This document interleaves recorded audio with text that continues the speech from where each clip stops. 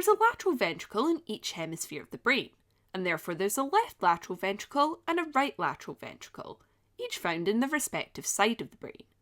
Here we can see the right lateral ventricle hiding behind the left lateral ventricle as we're viewing these structures from the left-hand side. So now let's have a closer look at these ventricles. Both lateral ventricles are roughly C-shaped. They have a central body and 3 horns projecting into the lobes of the brain, namely the anterior horn, the posterior horn, and the inferior horn. The area we can now see highlighted in green is the central part of the lateral ventricle, which is located in the region of the parietal lobe. Its roof is formed by the corpus callosum, and it's floored by the superior surface of the thalamus and the tail of the caudate nucleus. Now you may have noticed that our image has changed slightly, so let's familiarise ourselves with it.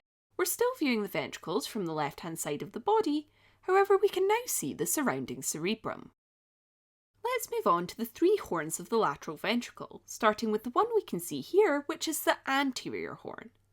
The anterior horn of the lateral ventricle is essentially an extension of the lateral ventricle into the frontal lobe, which is why it's also known as the frontal horn.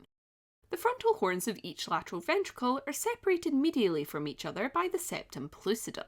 The roof of these horns is formed by the corpus callosum, while the floor is formed by the head of the caudate nucleus. Next, we'll take a look at the inferior horn of the lateral ventricle, which extends into the temporal lobe and is therefore also referred to as the temporal horn. It contains part of the limbic system and is adjacent to the caudate nucleus. The floor of the inferior horn is formed partially by the hippocampus. Moving posteriorly, we can see the posterior horn of the lateral ventricle highlighted in green. It extends variably as a finger-like projection into the occipital lobe, which is why it's also known as the occipital horn. Its floor contains the calcar avus. The meeting point of the body and the occipital and temporal horns of the lateral ventricles is this area which is highlighted in green, which is called the atrium of the ventricles. Now that we've discussed the central part and the 3 horns of the 2 lateral ventricles, we'll look at this small channel located at the floor of the anterior horn. This channel is called the interventricular foramen and links the lateral ventricles with the 3rd ventricle at the midline of the brain.